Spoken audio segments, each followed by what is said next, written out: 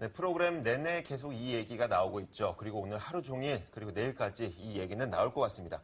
수요일에 있을 뱅크 오브 재팬, 즉 일본 중앙은행의 통화정책결정회의 그리고 FOMC 회의록 발표 이 두 가지 내용 과연 우리 시장의 변곡점이 될까요? 아니면 모멘텀이 될 수 있을까요? 저희가 오늘 한번 짚어보도록 하겠습니다. 네. LG경제연구원 배민근 책임연구원 나와 있습니다. 안녕하세요. 안녕하십니까? 네, 어서 오십시오. 네. 글로벌 이벤트들이 또다시 대기 중입니다. 네, 뭐 말씀해 주셨지만 BOJ 회의도 예정돼 있고요. FOMC 의사록에 또 일본 쪽에 무역수지 예정돼 있나요? 네. 중국 PMI까지 뭐 줄줄이 대기되어 있는 상황인데 이 가운데서 우리는 또 원동력이 될 만한 모멘텀이 없을까? 이거 좀 기대를 겁니다. 있어 보입니까? 어때요?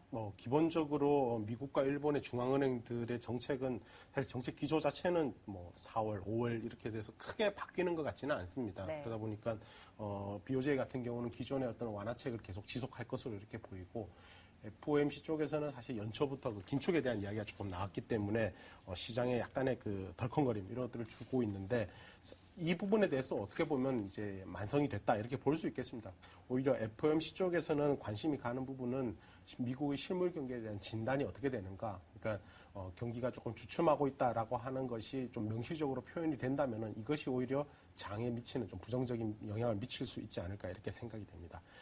사실 개인적으로 가장 관심을 가지는 부분은 일본의 그 4월 무역 수지가 되겠습니다. 왜 그렇습니까? 네, 그렇습니다. 통상 무역 수지 같은 부분은 증시에 직접적으로 영향을 미치는 그런 요인은 아닌데 뭐냐니까 일본의 엔화가 작년 이제 한 9월 정도부터 4분기부터 이제 계속 약세를 나타내 왔는데 그렇다고 해서 일본의 무역 수지가 크게 개선이 되지는 않았습니다. 그러니까 왜 그러냐니까 통상 환율이 약세로 가면 수출 물량은 늘어나고 수입 물량 줄어드니까 무역 수지 개선이 되게 마련인데 시차가 좀 있습니다. 이게 보통 한 짧게는 한 3, 4개월, 길게는 한 6개월까지 이렇게 보는데 그것이 이번 달 나올 수치에 반영이 됐을 것이다 이 말씀인가요? 될 가능성이 상당히 높아 보인다라는 것이죠. 그러니까 지난 3월까지는 일본의 무역 수지가 약 한 2조 7천억 엔 정도 적자였습니다, 계속. 그래서 3월로 오면서 적자폭이 줄어들고는 있지만 뚜렷하게 개선되는 모습은 아니었기 때문에 이번 4월과 마찬가지입니다. 이제 5월 수치도 여기에서 터닝 포인트가 나오지 않을까라는 것이죠. 무역 수지가 흑자된다면은 엔화 강세 요인이지 않습니까? 네. 그러니까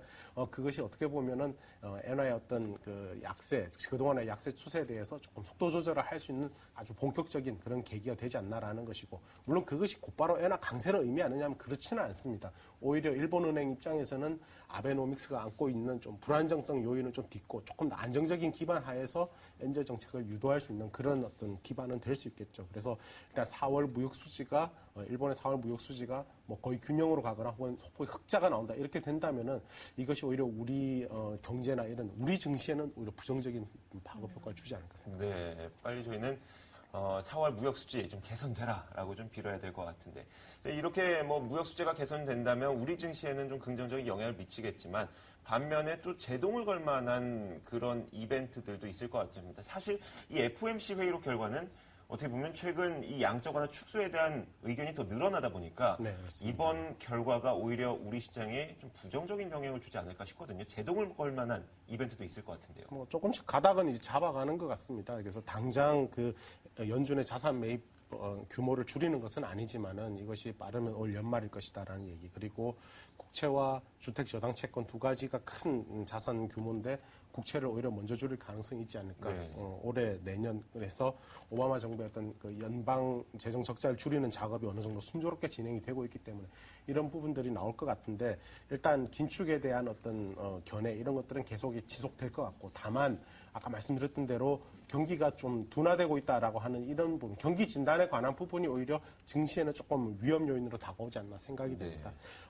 EU 정상회의도 있고 중국의 PMI 이런 부분도 있는데 사실 유럽과 중국은 기본적으로는 정책의 어떤 그 강도가 조금 뜨뜻미지근하다 이렇게 볼 수 있겠습니다. 그러다 보니까 더 강한 정책이 나온다 이렇게 우리는 기대는 하고 있지만 사실은 쉽지 않은 것 같은 상황입니다. EU 같은 경우에는 실제로 어떤 정책이 나온다 하더라도 이것이 실행에 옮겨질 수 있는 것이냐 아니냐 어느 정도 효과를 내느냐 아니냐에 대해서 여전히 논란이 많기 때문에 좀 구체적인 그 효과를 보기는 어렵지 않나 생각합니다.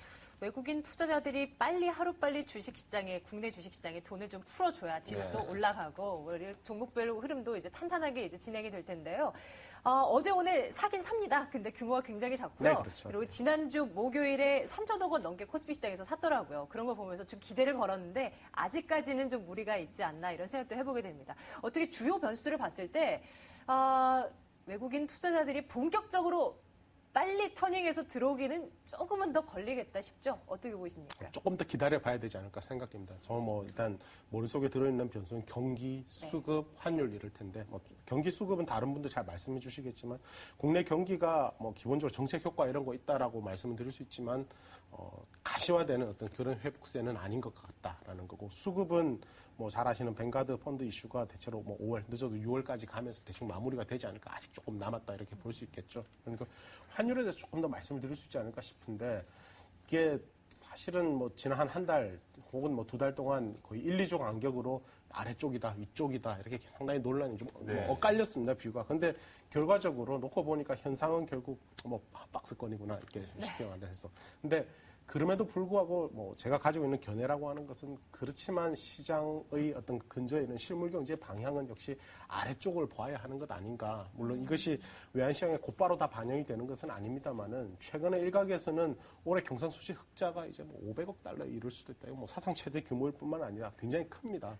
당초에 예상했던 것이 200억 달러 중후반 내지 높게 잡아도 300억 달러 정도 수준이었는데 굉장히 높게 잡는 이것은 결국은 하반기로 갈수록 점차적으로 계속 외환시장의 반영이 될 수밖에 없거든요. 결국 그 수출업체가 내놓는 내고 물량이라고 하는 형태로 외화 수급에 대해 영향을 미칠 수밖에 없습니다. 그러다 보니까 원달러 환율이 지금은 어떻게 보면 박스권에 갇혀있는 그런 모습을 나타내고 있지만 이것이 아래쪽으로 간다라고 한다면 그런 방향성이 비교적 뚜렷해진다면은 그것은 외국인 주식 투자 자금의 어떤 유입을 기대할 수 있게 하는 부분 아니냐 이렇게 생각을 할 수 있겠습니다. 다만 조금 그 시기적으로 이것이 당장 이번 주 또 다음 주 이렇게 가시화된다 이렇게 보기 좀 어렵지 않나 싶습니다. 네.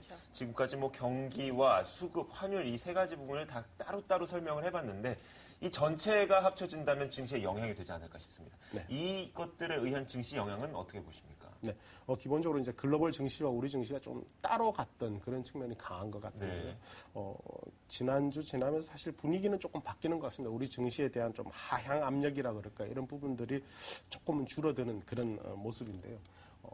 그렇다고 해서 반등 압력이 좀 강하게 나오는 그런 모습도 아닌 것 같습니다. 그러다 보니까 전반적으로는 국내 투자자들은 대체로 좀 관망을 하는 그런 모습이 계속 이어질 것 같다 이렇게 볼 수 있고요.